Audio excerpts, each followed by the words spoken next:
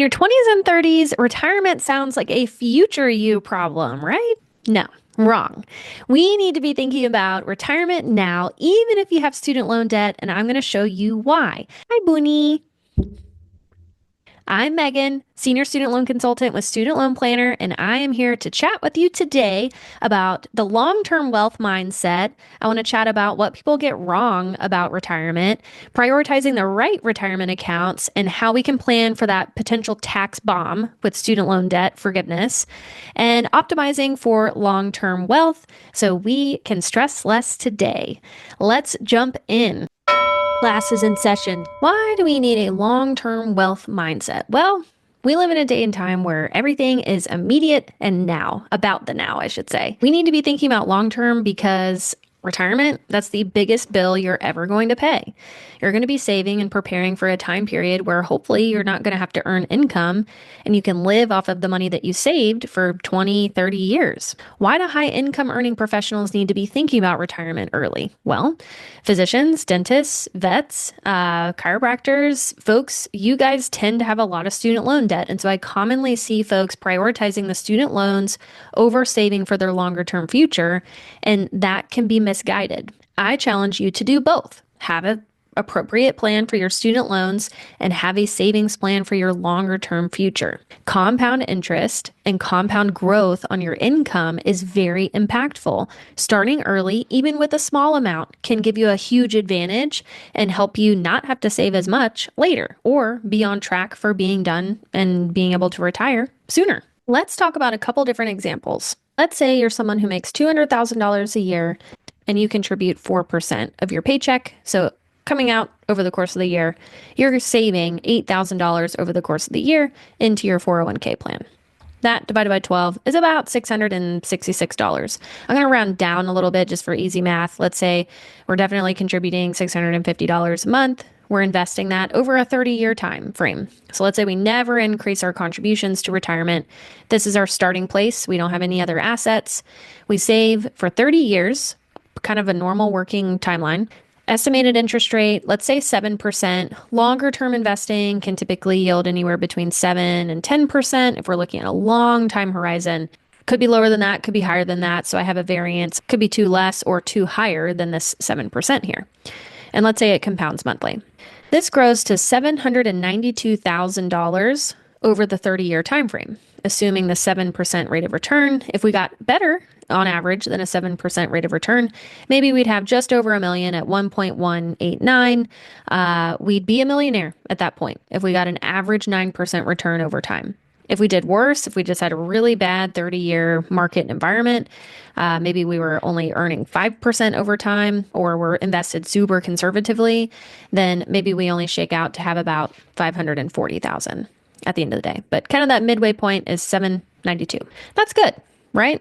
Technically, we could be a millionaire if we just contributed the minimum to our employer account, not including anything that the employer is contributing as well. Let's take a different example. Let's say we take savings seriously and we jump in at contributing into our 401k. Let's say the maximum that you can contribute is $23,500. So $23,500 divided by 12, that's about $19.50. I'll just round down, $19.50 a month. Let's say we do this for 10 years though. We really crush it for the first 10 years of our career, starting at the same starting point, no other assets. Let's say, similar interest rates, so 7% for our average. Maybe we're looking at 2% less or 2% higher, depending on what the market does over time, compounds monthly. That grows to $337, right? So I'm going to put that number over here off to the side. So 337,515. But if we're looking at a 30-year time horizon, just like in the last example, what happens if we just let that sit for the next 20 years? So we contributed $19.50 per month for 10 years, really front-loaded our saving and our investing here. 10 years has passed. We've got $337,000 in that investment account. We're going to let it sit now for another 20 to match up with that last time frame. So our starting point technically for this time frame is 337. We're not going to contribute anything more. This is kind of abnormal, but I want to show you the value of starting early. We need to measure 20 years over time. So we're doing the same 30-year total time period. We'll have the similar 7% average interest rate, 2% variance, and then compounding monthly. What does that grow to? It grows to 1.361 as our midpoint. And our high point would be 2.025. Low point, 914 if we only got an average of 5% over time.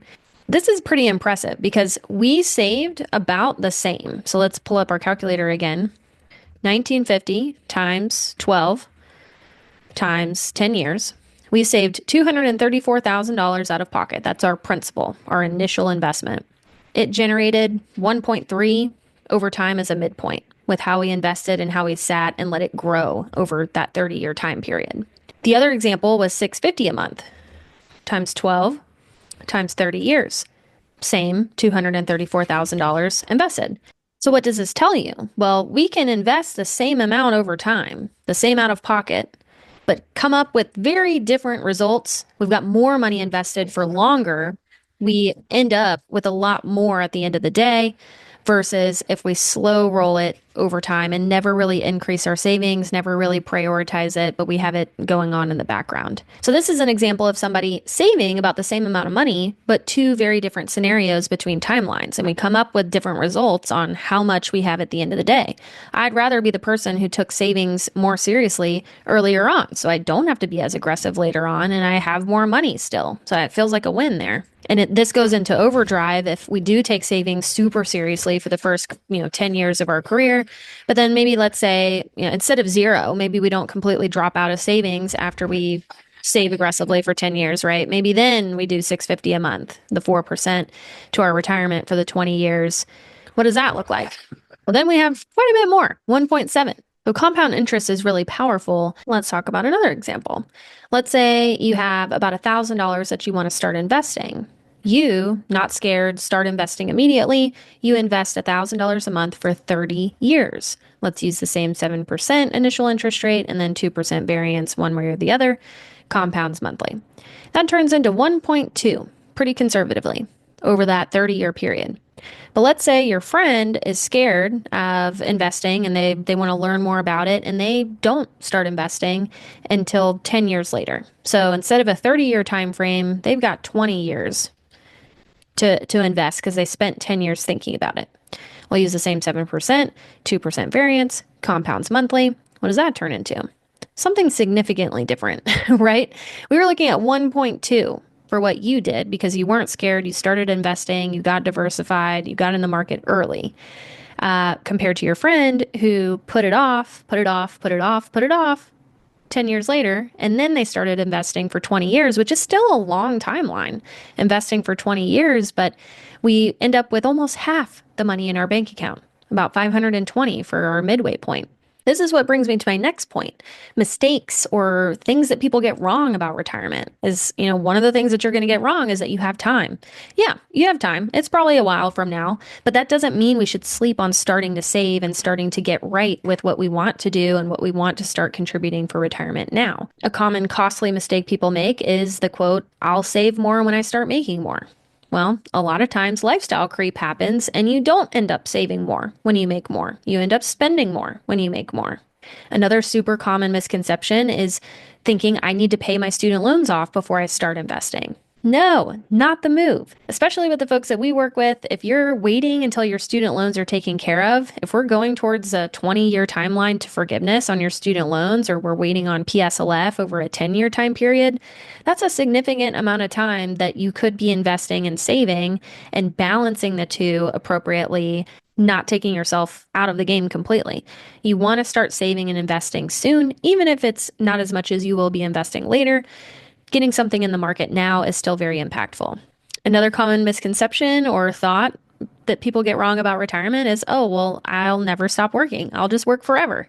I'm good. That's enough for me, dog. Burnout is very real. You don't want to have to put yourself in that position where you have to continue to work to survive, to pay your bills, to pay your mortgage. You want flexibility and you want options. And if you want to work forever, great, as long as it's optional. We need to prioritize the right retirement accounts. So a lot of times you'll have access to an employer account at work, like a 401k or a 403b, or if you're a federal employee, a TSP. There's also Roth IRAs or IRAs in general. HSAs would be a great bucket for healthcare savings. That could also be a backup retirement account. Where should your first dollar go? Well, it depends. It depends on our goals and our priorities, but generally, we should definitely be taking advantage of any employer match that we have. It's free money. Don't leave free money on the table. It's part of your compensation package. So take advantage of getting up to that match. So, for example, if your employer says, hey, we'll give you 4% as long as you contribute 4% to your retirement, go ahead and do that, because then we've got 8% of your income going towards retirement. Only 4% is what you had to pay for out of pocket, which is great.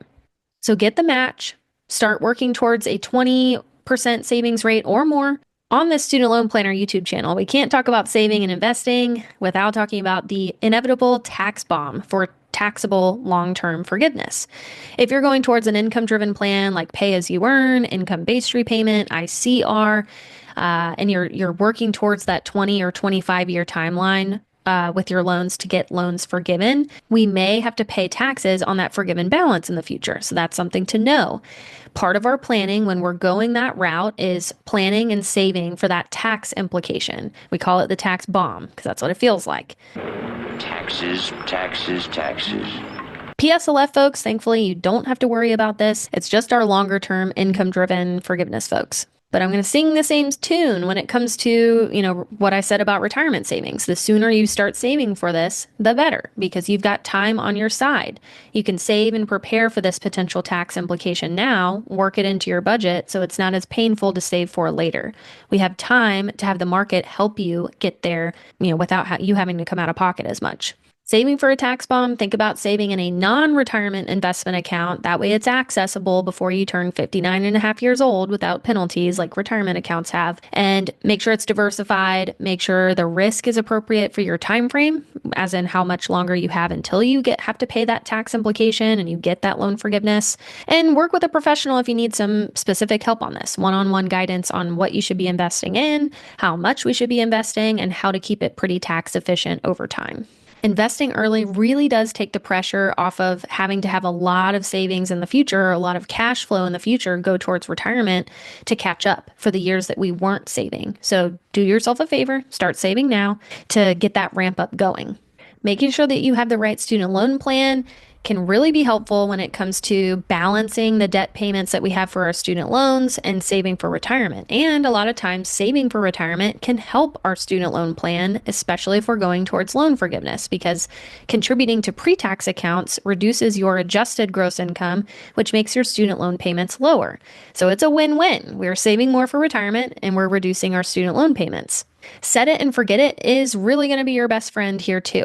Set up your savings towards retirement on an automated payment system. So whether that's a percentage coming from your paycheck each month, or a specific dollar amount that you're moving over into savings every month or every paycheck, set it up, forget that it happens, budget off of what's left. Set it and forget it, and make it automated to take the decision out of the equation so it's an ongoing thing long term. So a quick recap.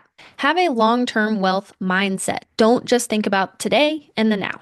Be wary of the common misconceptions about retirement savings and the common pitfalls that we see in retirement savings by not prioritizing it. Make sure you know what retirement accounts you have access to and which ones you should be contributing to and how much. If you're going towards loan forgiveness, make sure you're saving and preparing for that potential tax implication. If you need one-on-one guidance here, let us know. Schedule a consultation with one of us and we'll be able to help walk you through what your game plan should be. And subscribe for more student loan aware retirement savings content and financial planning content. And I'll see you on the next one. What do you think about retirement?